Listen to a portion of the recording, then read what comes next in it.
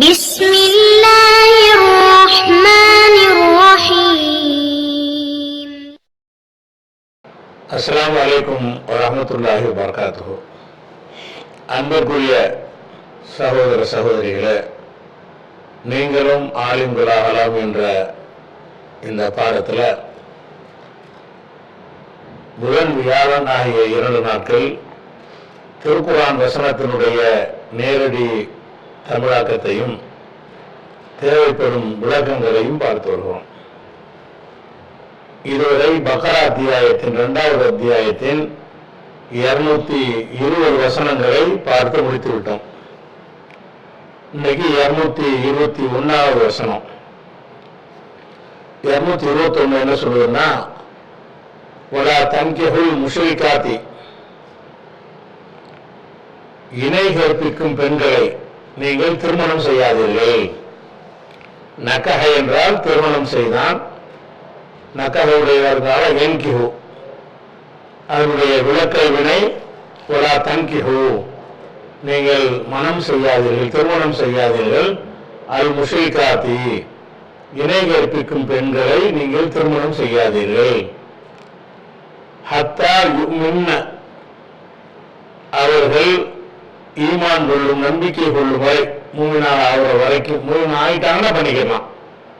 முஷ்ரிக்காக பிறந்து மூமினா ஆயிட்டாங்கன்னா அது பஞ்சாயத்தை கிடையாது.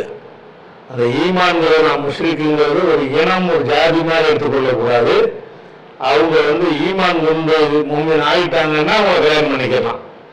அவங்களா தன்கிஹோ, நீங்கள் திருமணம் செய்யாதீர்கள்.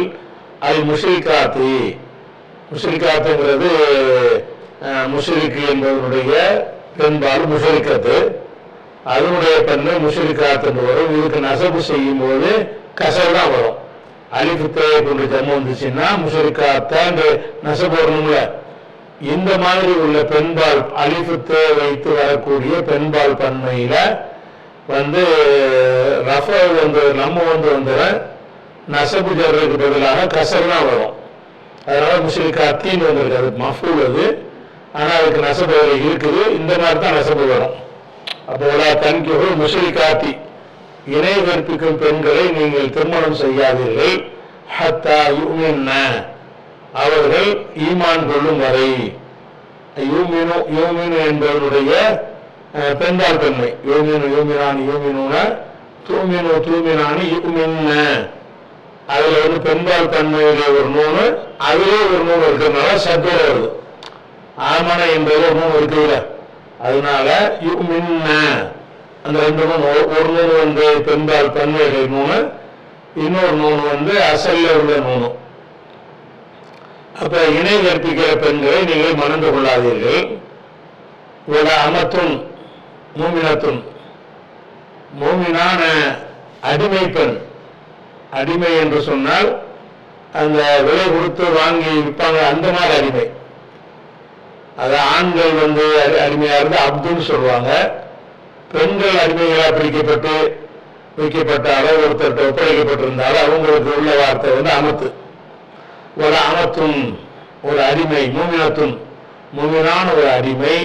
ஹைருன், சிறந்தவளாக இருப்பார்.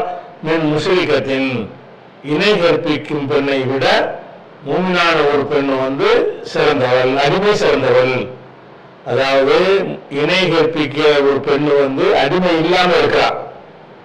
அடிமை இல்லாம இருந்தால்னா ஒரு ஸ்டேட்டஸ் கூட, அந்த கூடுதலா இருக்கிறா. அடிமைங்கிற மூமினா இருக்கிறா, ஆனா ஸ்டேட்டஸ் கம்மி தானே, சுதந்திரம் கிடையாது, ஒருத்தனுக்கு கீழே தான் இருந்தாகணும், அப்படி இருக்கிறாங்க. பார்த்தோம்னு சொன்னா அந்தஸ்தில் எடுத்துக்கிட்டோம்னா இவங்க தாழ்ந்த நிலையில் இருக்கிறார்கள். ஆனாலும் இவங்களும் அவங்கள சேர்ந்தவங்க. ஒரு அமத்தும் மூமினத்தும், ஈமான் கொண்டு இருக்கக்கூடிய, இறைவனை நம்பி இருக்கக்கூடிய அடிமை பெண் ஹைரும், சிறந்தவளாக இருக்கிறார். மின் முஷ்ரிகத்தின், முஷ்ரிக்கான பெண்ணை விட, இணை கற்பிக்கும் பெண்ணை விட அவள் மேலானவள். அப்படி இருந்தா கூட அவர் பண்ணிடாதீங்க. ஒரு மூமினான அடிமை பெண் இருக்கிறார், மூமின் இல்லாத ஒரு அந்தஸ்தான ஒரு முஷ்ரிக்கான ஒரு பெண் இருக்கிறார். நீங்கள் முஷ்ரிக்கான பெண் அந்தஸ்துடையவர்களாக இருக்கிறார் என்று கருதி அவளை கல்யாணம் பண்ணிடாதீங்க. அதுக்கு பேர் அந்த அடிமையை கல்யாணம் என்று போயிடலாம். ஈமான் இருந்தால் அவள் தான் சிறந்தவள் அப்படின்னு சொல்லிவிட்டு உறவு ஆஜபத்துக்கும் உங்களை அவள் கவர்ந்தாலும் சரிய. ஆஜப என்றால் கவர்ந்து இருக்கிறது. ஆஜபத்து அந்த இத்து யாரை குறிக்கிறதுனா அந்த முஸ்லிக்கத்தின் இணை கற்பிப்பவள். உறவு ஆஜபத்து இணை கற்பிப்பவள் கவர்ந்தாலும் கும் உங்களை கவர்ந்தாலும் சரியே இவதான் சிறந்தவா. அப்ப இந்த கவர் நல்லா பிடித்தமா இருக்கிறா, நல்ல கவர்ச்சியா இருக்கிறா, எல்லா அம்சங்களும் இருக்கிற மாதிரி உங்களுக்கு தெரியுது. ஆனா ஈமான் மட்டும் இல்லை, கல்யாணம் பண்ணாதீங்க. அப்ப ஒரு அமத்தும் மூமினத்தும் ஹைரும் முஷ்ரிக்கத்தின் ஒரு ஆஜபத்துக்கும் அவை உங்களை கவர்ந்தாலும் சரியே கல்யாணம் பண்ணக்கூடாது. இது ஆண்கள் பெண்களை கல்யாணம் பண்ற சம்பந்தமாக இது சொல்றது. அடுத்த வாக்கியம் என்ன சொல்றது இல்லைன்னா ஒரு அத்துங்கியோ திருமணம் செய்து வைக்காதீர்கள். தன்கிஹு என்றால் திருமணம் செய்யாதீர்கள். துன்கிஹு என்பது அன்கஹவுடன் வந்துடும். இந்த தன்கிஹு என்பது நக்கஹ என்பதிலிருந்து வரும். துன்கிஹு என்பது அன்கஹவுடன் வரும், அஃபாலுடன் வரும். நக்கஹன்னா கல்யாணம் பண்ணினான், அன்கஹன்னா வேற ஒரு கல்யாணத்தை பண்ணி வச்சான். அப்ப அன்கஹனா கல்யாணம் பண்ணி திருமணம் செய்து வைத்தான், நக்கஹனா திருமணம் செய்வான். அப்ப இங்கே தன்கிஹு முஸ்லிக்காத்துல தன்கிஹுன்னு வருது, இணை கற்பிக்கு பெண்களை நீங்கள் கல்யாணம் பண்ணாதீர்கள். அப்ப இது மணமகனா இருக்கக்கூடியவர்களுக்கு உள்ள ஒரு கட்டளை நல்லா விளங்குறது. ஒலா துன்கிஹு நீங்கள் திருமணம் செய்து கொடுக்காதீர்கள். இது யாருக்குரிய கட்டளைன்னு சொல்லாதான் நமக்கு விளங்குறது. யாருக்குரிய கட்டளை? அதாவது மூமினான பெண்களுடைய பொறுப்பாளர்கள். ஒரு மூமினான பெண் இருக்கிறாங்க, அவங்களுடைய தந்தை, அண்ணன், அது மாதிரி அந்த யாரெல்லாம் அந்த பெண்ணுக்கு வெளியாக பொறுப்பாளர்கள் இருக்கிறாங்களோ அவங்களுக்கான கட்டளை இந்த இரண்டாவது கட்டளை. ஒரு துன்கிஹு நீங்கள் திருமணம் செய்து கொடுக்காதீர்கள்னா யார் கொடுப்பாங்க? அவங்க தானே சொல்ல முடியும். ஒரு துன்கிஹு நீங்கள் திருமணம் செய்து கொடுக்காதீர்கள். அது முஷ்ரிக்கீன இணை கற்பிக்கும் ஆண்களுக்கு திருமணம் செய்து கொடுக்காதீர்கள். யார அது சொல்லப்படல. அது நம்ம வரைக்கும் ரெண்டு மஃபூல். திருமணம் செய்தான் என்றால் ஒரு மஃபூல் போதும். திருமணம் செய்து கொடுத்தான் என்று சொன்னால் யாரை கொடுத்தான், யாருக்கு கொடுத்தான்? திருமணம் செய்து கொடுத்தான் என்ற வார்த்தைக்கு எத்தனை மஃபூல் வரணும்? ரெண்டு மஃபூல் வரணும். அப்ப ஒரு துன்கிஹு மூமினாத்தின்னு வச்சுக்கிறாங்க. ஒரு துன்கிஹு நீங்கள் திருமணம் செய்து வைக்காதீர்கள். மூமினாத்தி மூமினான பெண்களை திருமணம் செய்து வைக்காதீர்கள். அது முஷ்ரிக்கீன முஷ்ரிக்கான ஆண்களுக்கு. அது மூமினாத்துங்கிறது முதல் மஃபூல், அது போக்கப்பட்டு இருக்கிறது. போக்கப்பட்டாலும் நமக்கு விளங்கும் என்றால் எல்லாம் தேவையில்லாம சொல்ல வேணும். நான் விளங்குவில்ல. அது மூமினான பெண்களை பற்றி தான் இது சொல்லப்படுறது. மூமின்களுக்கு தான் கட்டளை. உங்க வீட்டு பெண்களை கல்யாணம் பண்ணாதீங்கிறது நமக்கு விளங்குறது. விளங்குறதுனால அதை சொல்லப்படுற. அப்ப துன்கிஹு நீங்கள் திருமணம் செய்து கொடுக்காதீர்கள். அல் முஷ்ரிக்கீன முஷ்ரிக்கானவர்களுக்கு அல் மூமினாத்தி மூமினான பெண்களை நீங்கள் திருமணம் செய்து கொடுக்காதீர்கள். ஹத்தா யூமினு அந்த முஷ்ரிக்கான ஆண்கள் ஈமான் கொள் நம்பிக்கை கொள்ளும் வரை. முஷ்ரிக்கா இருக்கிறான், முஸ்லீம் பெண்ணை விரும்பிட்டா கல்யாணம் பண்ணி கொடுக்குறோன்னா இஸ்லாத்தை ஏற்றுதான் கல்யாணம் பண்ணி கொடுத்துருக்கோம். ஹத்தா யூமினு அவர்கள் நம்பிக்கை கொள்ளும் வரைக்கும் கல்யாணம் பண்ணி கொடுத்து. நம்பிக்கை கொண்டாங்கன்னா பஞ்சாயத்துல பிறப்பின் அடிப்படையில் உள்ள இது ஏற்றத்தாழ்வு கிடையாது, கொள்கை அடிப்படையிலான ஒரு முடிவு இது. அப்ப ஹத்தா யூமினு இந்த ஹத்தாவுக்கு ஹத்தா யூமினு வரணும். ஹத்தான்னு வந்துச்சுன்னு சொன்னா அதுக்கு பின்னாடி அன் என்பது மறைஞ்சு நிற்கும். ஹத்தா ஐயுமினு மஸ்தராக்கிறோம். ஐயுமினுன்னா நம்பிக்கை கொள்ளுதல், ஹத்தான அவரை கொள்ளும் வரை. அப்ப ஹத்தாவுக்கு பிறகு என்ன வரும்ன்றது அங்கேன்னா அன்னு இருக்குது. ஹத்தா யூமின்னோட ஹத்தா ஐயுமின்னு அது ஒரு அன்னு இருக்குது. இருந்தாலும் பெண்பால் தன்மையில மாற்றம் வராதுல. பெண்பால் தன்மையில இதாவது உதாரணமா எஃப்ஆலும் இருக்கு. எஃப்ஆலும் அதுல லம்ங்கிறத சேர்த்துறீங்க. லம் எஃப்ஆல் லம் எஃப்ஆலா மூணு காணா. லம் எஃப்ஆலு மூணு காணா. லம் தஃபால் லம் தஃபாலா தஃபாலானி அந்த மூணு காணா. லம் எஃப்ஆல் நூல் இருக்குது. அப்ப பெண்பால் தன்மையில எதுவுமே மாற்றம் வராது. அதனால அங்கேயும் அண்ணு இருக்குது. அந்த அண்ணு பெண்பால் தன்மை சொல்ல எந்த ஒரு மாறுதலையும் ஏற்படுத்தாது. அதனால ஹத்தா யூமின்னு இருக்கு. ஹத்தா இருந்தாலும் யூமின்னதான், ஹத்தான் இல்லாட்டாலும் யூமின்னதான். அந்த சொல்ல மாற்றம் வராத சொல்லுது. இது மாற்றம் ஆண்பால் தன்மையில அன்பு வந்துருச்சுன்னு சொன்னா நசப்பு செய்யும் பொழுதும் ஜசம் செய்யும் பொழுதும் அதனுடைய நூல்கள்லாம் போக்கப்பட்டுரும். பெரும்பால் பன்மையில் உள்ள நூலை தவிர எல்லா நூல்களும் போக்கப்பட்டு விடும் என்ற காரணத்தினால அப்ப அத்தாயும் விடணும். அப்போ ஒரு துணிக்கி நீங்கள் திருமணம் செய்து கொடுக்காதீர்கள். அது மூமினான அது இல்லைன்னு வச்சுக்கணும். மூமினான பெண்களை திருமணம் செய்து கொடுக்காதீர்கள். அது முஷரிக்கான ஆண்களுக்கு, இணை கற்பிக்கிற ஆண்களுக்கு திருமணம் செய்து கொடுக்காதீர்கள். எது வரைக்கும் கொடுக்காதீர்கள்? ஹத்தா யுமினு, அவர்கள் நம்பிக்கை கொள்ளும் வரைக்கும் கல்யாணம் பண்ணி கொடுக்காதீங்க. ஒரு அபுதம் மூமினான ஒரு அடிமையா மனுஷனுக்கு அடிமையா விற்கப்படுற அடிமை அவனும் சொல்லப்படுது. ஒரு அபுதம் மூமினான ஒரு அடிமை ஹைருன் மேலானவன் மின் முஷரிக்கின் இணை கற்பிக்கிற அடிமை அல்லாத இணை கற்பிக்க வச்சுக்கணும். சுதந்திரமான இணை கற்பிப்பவனை விட ஒரு அடிமை சிறந்த மூமினா இருந்தால், ஆம்பளை என்ன செய்யற அடிமையா இருக்கிறான், மூமினா இருக்கிறான். இன்னொரு ஆம்பளை அடிமை இல்லை, நல்ல சுதந்திரமா நல்ல ஒரு ஸ்டேட்டஸோட அந்தஸ்தோட இருக்கிறான். அல்லாட்ட யார் சிறந்தவன் என்று சொன்னால், அல்லாட்ட மட்டும் இல்லை, நீங்க கல்யாணம் பண்ணுவதற்கு யார் ஏற்றவன் என்று சொன்னால் அந்த அடிமை பரவாயில்லை. ஒரு அபுதும் மூமினான ஒரு அடிமை ஹைரும் முஷரிக்கின் இணை கற்பிக்கிற ஒரு ஆணை விட மூமினான ஒரு ஆண் அடிமை மேலானவன். ஒரு ஆஜபக்கும், அவன் உங்களை கவர்ந்தாலும் சரியே. ஆளை பார்த்தா ரொம்ப பிடித்த அம்சங்கள்லாம் அந்த ஆம்பளைக்கு இருக்கிறது, கல்யாணம் பண்ணி கொடுத்துடக்கூடாது. ஈமான் இருக்கிறாருன்னா ஃபர்ஸ்ட் பார்க்கணும். அப்ப ஈமான் அந்த இறை நம்பிக்கை இஸ்லாம் சொல்லக்கூடிய இந்த ஈமான் இருந்துச்சுன்னா தான் கல்யாணம் பண்ணணும். ஈமான் இல்லைன்னா அவனை விட அந்த அடிமை பெறவாயில்லை. ஒரு அபுது மூமினான ஒரு அடிமை ஹைருமை முஷரிக்கை விட மேலானவனாக இருக்கிறான். ஒரு ஆஜபக்கும், அது உங்களை கவர்ந்தாலும் சரியே அப்படின்னு வரும். இந்த ஹைருங்கிற வார்த்தை இருக்குல்ல, இந்த ஹைருங்கிற வார்த்தை ஆண்பால் பெண்பால் ரெண்டுக்குமே ஒரே மாதிரி தான் வரும். பொதுவாக அந்த சொற்கள் என்ன செய்யும் கேட்டா, ஆண்பால்னா ஆண்பாலுடைய தேர் போட்டு, ஆண்பால்னா ஆண்பால் அசுமம் பெருமான வரும். பெண்பாலாக இருந்தால் அது ஒரு தேர் சேர்ந்துருக்கு, முஷரிக்கத்துன்னு வரும்ல. இங்கே வருது. இப்போ ஆம்பளை சொல்லும் போதும் ஹைருன்னு வருது, அங்கே பொம்பளை சொல்லும் போதும் ஒரு அமத்தும் மூமினத்தும் ஹைரும். மூமினான பெண் சிறந்தவள் என்பதற்கும் ஹைரு தான், சிறந்தவன் என்பதற்கு ஹைர் தான். ஆணை சொல்லும் பொழுதும் அல்ல இந்த சொல்ல மட்டும் என்ன செய்யறாங்க, புதுப்பால பயன்படுத்துறாங்க. ஆண்பாலா இருந்தாலும் பெண்பாலா இருந்தாலும் சேஞ்ச் ஆகாது, ஹைர் தான். ஹைர் என்றால் ஆம்பளை சொன்னாலும் இவன் ஹைரு. இப்போ ஆயிஷா ஹைரும் சிறந்தவள், ஜெய்தும் ஹைரும். ஹைருத்துன்னு வராது, ஆயிஷான்னு வந்ததுனால அந்த ஹைருங்கிற சொல்ல என்ன வராது, அதுக்கு ஏற்றவாறு மாறணுங்க.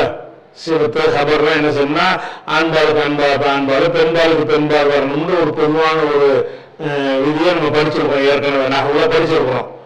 அதுல இருந்து விதிவிலக்கான சொல்லுது. இதுக்கு என்ன வராது, ஆண்பால் பெண்பால் இல்லாம இது பொதுப்பாலாக வருங்கிறதுனாலதான் அமத்தொன்று வரும்பொழுதும் ஹைருண்டு வருது.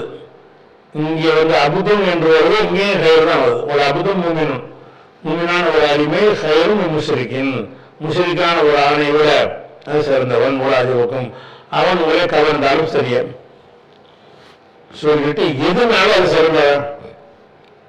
அதாவது எழுத்து முஷரிக்க கல்யாணம் பண்ணக்கூடாது அப்படின்னு பாத்தீங்கன்னா அதுக்கு ரீசனே எல்லாம் சொல்லலாம். உலாரிக்க இவர்கள் யாரு, இணை கற்பிக்கிற ஆண்களும் பெண்களும், இவர்கள் எதுவும் நரகத்திற்கு அழைக்கிறார்கள்.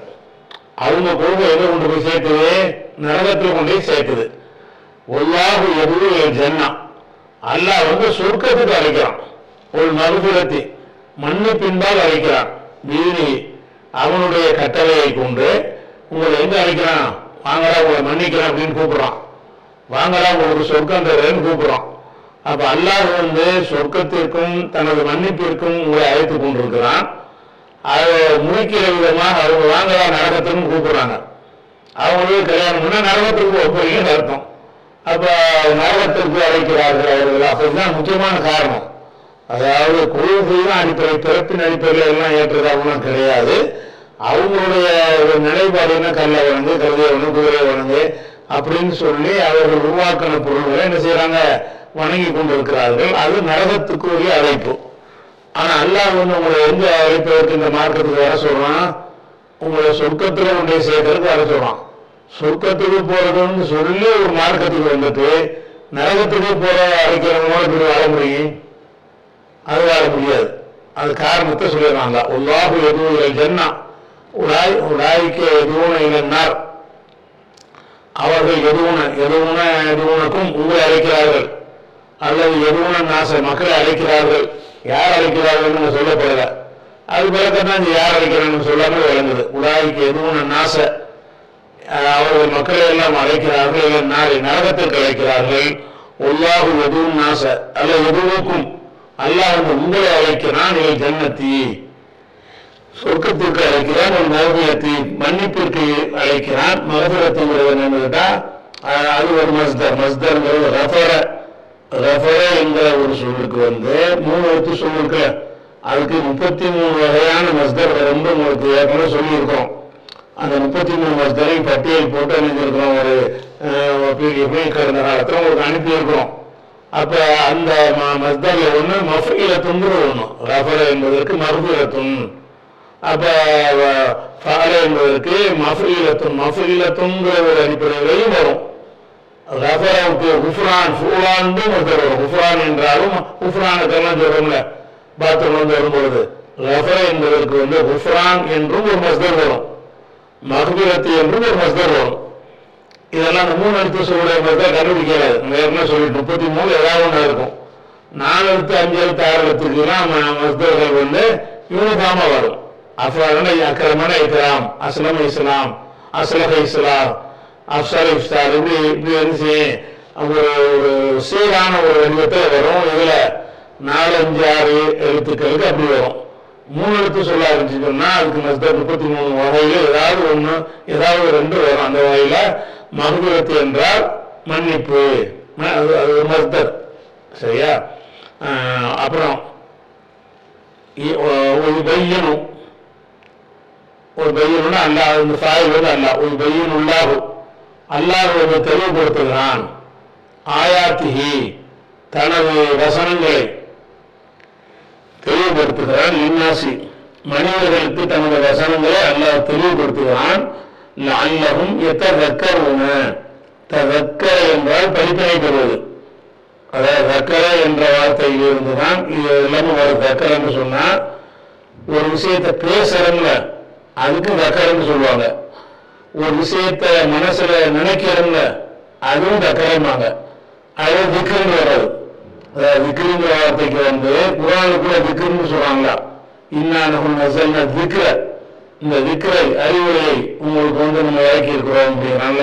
அப்ப தக்கரங்கிறது பேச்சு. தக்கர என்பதற்கு பேச்சுங்கிற ஒரு அர்த்தமும் இருக்கிறது, நினைவு கூறுதல் என்ற ஒரு அர்த்தமும் இருக்கிறது. இது வெறும் தக்கரங்கிற வார்த்தை. இந்த தக்கர வார்த்தையை ததக்கர தஃஅல அப்படின்னு மாத்தினீங்க என்று சொன்னா அதோட அர்த்தம் எப்படி வரும்னு கேட்டா, அதாவது படிப்பினை பெறுதல், விழிப்படைதல்.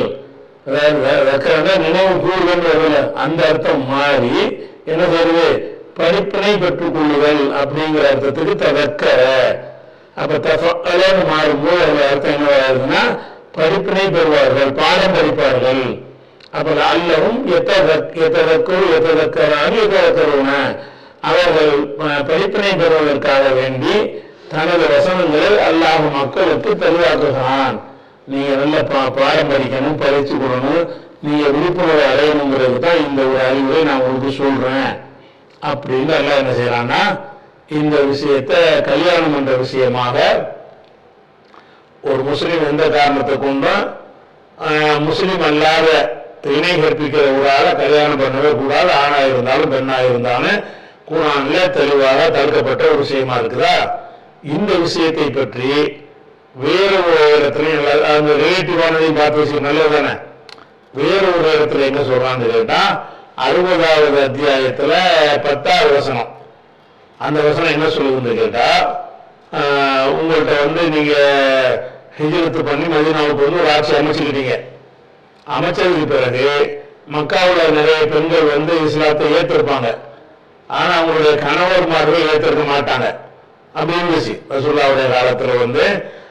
ஆண்கள் இப்படி எல்லாத்தையும் உடல் எரிஞ்சிட்டு இஸ்லாத்தை ஏற்றுக்கொண்டார்களோ அதே மாதிரி பெண்களும் எல்லாத்தையும் தூக்கி எறிஞ்சு என்ன செய்வாங்க, இஸ்லாம் எனக்கு பெருசு, குடும்பமோ சொந்தமோ பந்தமோ கணவனோ யாரும் பெருசு இல்லை. ஏன்னா மறுமைக்காகத்தான் ரசூல் அல்லாஹ்வுடைய தூதர்னு ஏற்றுக்கிட்ட பிறகு அவங்களுக்கு இந்த உலகத்தினுடைய கால்குலேஷன் அவங்க பார்க்க மாட்டாங்க. நம்ம மறுமையில சொர்க்கத்துக்கு போகணுமாக இருந்தால் இந்த முகமதுடைய வெளியில போனா தான் நமக்கு கிடைக்கும் நம்பிட்டாங்கல்ல. அதனால அதுக்கு பிறகு அவங்களால என்ன செய்ய முடியல, அந்த காஃபிரான கணவரோட வாழ முடியாது. அதை பத்தி எல்லாம் சொல்லி காட்டலாம். எப்படின்னா யாரும் நாமனும் நம்பிக்கை கொண்டவர்களே, இதா ஜாக்குமுல் மூமினாத்து, மூமினான பெண்கள் உங்களிடத்துல வந்தால், முஹாஜிராத்தின் ஹிஜரத்து செய்தவர்களாக வந்தால், நீங்க மதீனாவுக்கு வந்துட்டீங்க, செட் ஆகிட்டீங்க, பெண்களும் ஹிஜரத்து உங்கள்கிட்ட வருவாங்க, வந்தார்கள் சொன்னா அவர்களை நீங்கள் சோதித்து பாருங்கள். எதுக்கு இது முக்கியமான விஷயங்க. அதாவது இந்த பெண்கள் வர்றாங்கன்னு சொன்னா அவங்க இஸ்லாத்தை ஏற்று அதை அறிந்து கொண்டு நல்ல ஒரு மார்க்கத்தில் இருப்பதாக இருந்தால் மக்காவில் இருக்க முடியாது. மதீனாவுக்கு போனா மூமின்களோட ஒரு மூமினா வாழலாம்னு வர்றாங்கல்ல, வர்றவங்கன்னா இப்படித்தான் வருவாங்கன்னு சொல்ல முடியாது. பொதுவாக என்ன செய்வாங்க என்று கேட்டால், கெட்டவர்கள் அதாவது பெண்களை வைத்து உறவு பார்ப்பார்கள், பெண்களை வைத்து நம்மளை கவிழ்க்க பார்ப்பார்கள், பெண்களை வைத்து நாசப்படுத்த பார்ப்பார்கள். அதுக்கு இப்போ ஹனி டிராப்ஸ் பேர் வச்சுருக்காங்கல்ல, ஹனி டிராப்னு அதுக்கு பேர். அப்போ இந்த மாதிரி இப்போ கூட ஈரானில் ஒரு பெண்ணை வச்சு தான் நினைச்சிருக்காங்க, முக்கியமான ஆட்கள் அடையாளம் கண்டு அவங்கெல்லாம் போட்டு தள்ளியிருக்காங்க. இந்த கடந்த சில வாரங்களுக்கு முன்னால் நடந்த ஈரான் இஸ்ரேலுடைய யுத்தத்தில் அப்படிலாம் நடந்திருக்கு. அதான் அல்ல என்ன செய்யலான்னு கேட்டால், நாங்கள் இஸ்லாத்துக்காக வர்றோம்னு நீ நம்பிடக்கூடாது, டெஸ்ட் பண்ணணும். நீ இஸ்லாத்துக்கு தான் வந்திருக்கிறியா அல்லது அவங்க அனுப்பி விட்டு அவங்களுக்கு உறவு வேலை பார்க்கறதா வந்திருக்கிறியா அப்படின்னு இருக்கலாம்ல. பெண்களை அப்படியே அனுப்புவாங்க, நீ உள்ள போய் இன்னும் என்ன செய்யறாங்கன்னு பாரு, முஸ்லீமா நடிச்சிக்க. அப்படி நடித்துக்கணும் என்ன செய்யணும், நீ என்ன மாதிரி அவங்க ஏற்பாடு செய்யறாங்க, போர் தயாரிப்பு என்ன செய்யறாங்க, யார் யார் எங்கே இருக்கிறா, அவங்களோட ஆக்டிவிட்டிஸ் என்ன, எல்லாத்தையும் எங்களுக்கு பாஸ் பண்ணு அப்படிங்கிற மாதிரி என்ன செய்வாங்கன்னு கேட்டா பெண்களை இது மாதிரி பயன்படுத்துவார்கள். அப்படி பயன்படுத்துவார்கள் என்பதற்கு உதாரணம் சொல்வதாக இருந்தால், ரசூலுல்லாஹ்வுடைய காலத்தில் அந்த மாதிரி பெண்களை பயன்படுத்தி இருக்கிறாங்க. எப்படி பயன்படுத்துறாங்கன்னு கேட்டா, ரசூல் ஸல்லல்லாஹு அலைஹி வஸல்லம் காலத்தில் ஹாத்திப் என்ற ஒரு சஹாபி இருந்தார். இவர் என்ன செய்யறாருன்னு கேட்டா, ஒரு பெண்ணிடத்துல ஒரு கடிதத்தை கொடுத்து அந்த பெண் அனுப்புறாங்க, பெண்ணை அனுப்பி விட்டு அதை ஏமாத்தி அந்த ஒரு கடிதத்தை வாங்க விடுறாங்க. ஒரு கடிதம் கொடுத்து விடுறாரு. யாரு? ஹாத்திப் என்பவர், அதாவது ரசூல் ஸல்லல்லாஹு அலைஹி வஸல்லம் அவர்கள் மக்காவின் மீது படையெடுக்கணும்னு முடிவு எடுக்கிறாங்க. நம்ம ஒரு நாள் இருந்துட்டோம், இனிமேல் விட்டு வைக்க கூடாது, நம்ம ஊர் அது, நம்ம காபா எல்லாரும் நமக்கு சொந்தமானது, அதை நம்ம இப்ராஹிம் நபியுடைய மார்க்கத்தில் உள்ளது, அது நம்ம கைப்பற்றணுமாக இருந்தால் நம்ம படையெடுத்து போவோம் அப்படின்னு ரசூல் ஸல்லல்லாஹு அலைஹி வஸல்லம் அவர்கள் அந்த ஒரு முடிவு எடுக்கிறாங்க. எடுத்த உடனே அந்த மெசேஜெல்லாம் அவர் எழுதி என்ன செய்யறாருன்னு கேட்டா, யார்? ஹாத்திப் உள்ள ஒரு சஹாபி ஒரு பெண் வழியாக முஸ்லிம்களை கொடுத்து அனுப்புறாரு. ரசூல் ஸல்லல்லாஹு அலைஹி வஸல்லம் அவர்களுக்கு இது தெரிஞ்சிருச்சு, வகையில தெரிஞ்சிச்சா அல்லது உளவு ஆட்கள் வச்சிருப்பாங்க அவர்கள் மூலமா தெரிஞ்சான்றது குறிப்பிடப்படலை. ரசூலுல்லாஹ்வுக்கு தெரிஞ்சு போச்சு. தெரிஞ்சவங்க என்ன செய்யறாங்கன்னா, அலியையும் ஒரு ஆளை அனுப்பி இந்த மாதிரி ஒரு பொம்பளை போயிட்டு இருக்குது, அவர்கிட்ட ஒரு கடிதம் இருக்கும், அந்த கடிதத்தை கைப்பற்றி ஆள் கூட்டுவாங்க அப்படின்னு அனுப்புறாங்க. இவங்க போறாங்க, ஒரு பெண்ணு சொன்ன மாதிரி போயிட்டு இருக்கிறா அந்த பெண்ணு. அவரை சோதிக்கிறாங்க, என்ன கடிதம் எங்கன்னு கேட்கறாங்க, கடிதம் அவங்க இல்லைங்கிறான். பலவிதமா சொல்றாங்க, இல்லைன்னா உன்னை ஆளையெல்லாம் கலைந்து சோதிக்கிற மாதிரி வரேன், மரியாதையா எடுத்து கொடுத்துருந்தவன கொண்டையில சொல்லி வச்சிருக்கா ஒரு கடிதம், அதை எடுத்து கையில இருந்து அந்த பெண்ணு கொடுக்குறா.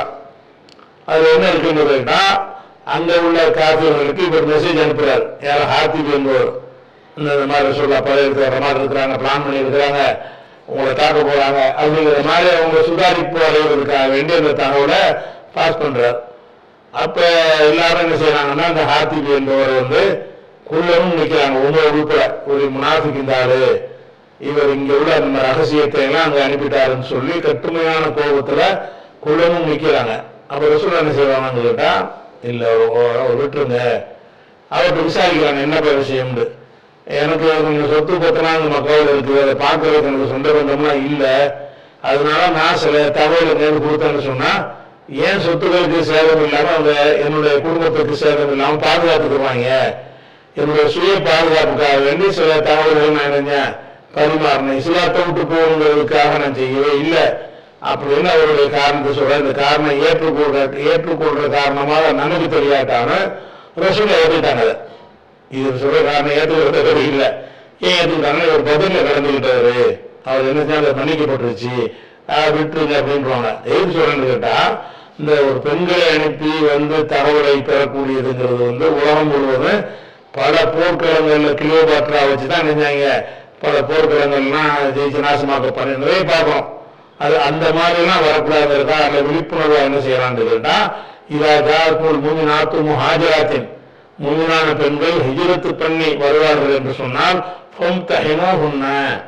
நாங்கள் இஸ்லாத்துக்காக வந்துட்டோம்னா நிப்பாட்டி வச்சு அவங்களுடைய கேரக்டர் என்ன, அவங்களுடைய புருஷன் யாரு, யார்கிட்ட வர்றதா சொல்றாங்க, அவங்களுக்கு அந்த மாதிரியான அச்சுறுத்தல் அந்த ஊர்ல இருந்துச்சா இது எல்லாத்தையும் விசாரிக்கணும். நிப்பாட்டி வச்சுக்கிறோம், நிப்பாட்டி வச்சுட்டு அங்க உள்ள ஆட்கள் மூலமாக தகவலை திரட்டுவாங்க. இல்லை இது இஸ்லாத்துக்காக கஷ்டப்பட்ட ஒரு பொண்ணுதான், அது இஸ்லாத்துக்காக தான் கணவனை உதவி எரிஞ்சிட்டு வந்திருக்குன்னு உறுதியான பிறகுதான் அதை சேர்த்துக்கிடுவாங்க.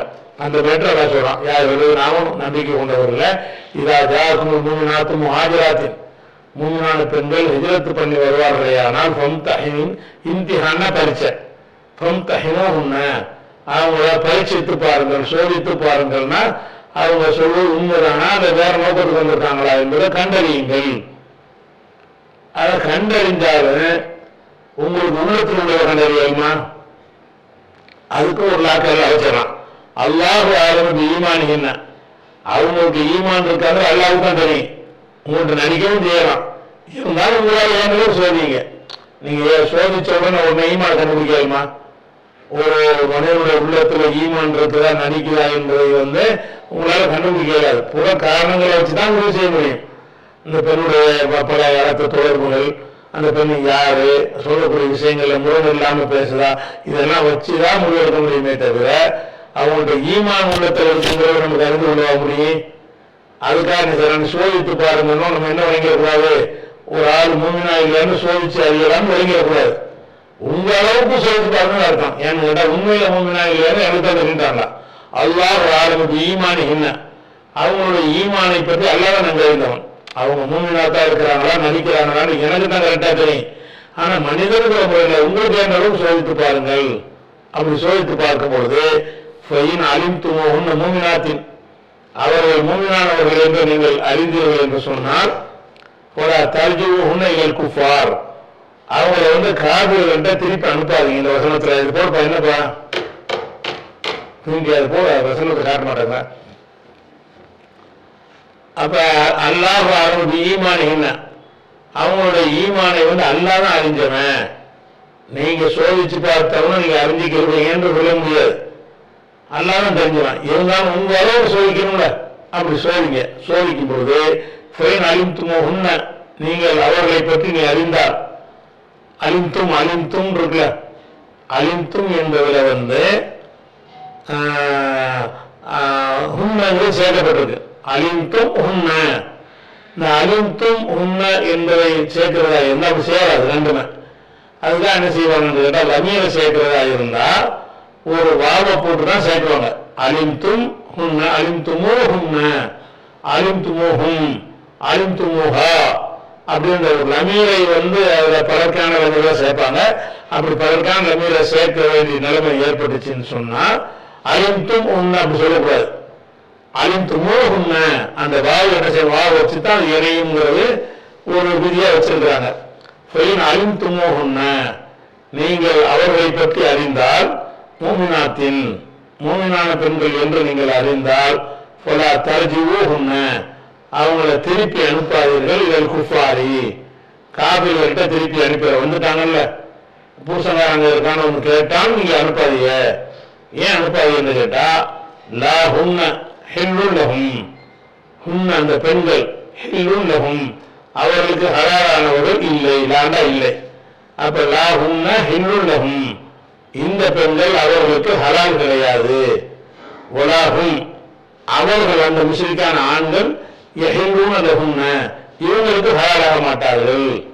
எப்போ அவன் முஸ்லிக்கன் இருக்கிறானோ ஒருத்தர் வந்துட்டாங்களோ அவன் என்னத்தை கேட்டானோ அதெல்லாம் முடியாதுப்பா, நீ வேற எதுவும் வேற.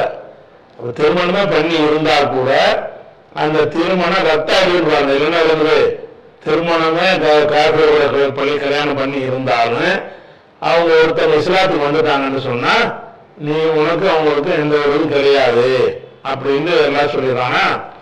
அதை தொடர்ந்து இன்னும் சில விஷயங்கள் அந்த வந்தவங்களை எப்படி நடத்தணும் என்பதற்கு இன்னும் சில விவரங்கள் இருக்கிறது. இன்ஷா அல்லாஹ் தொடர்ச்சியை நம்ம நாளைக்கு பார்க்கலாம்.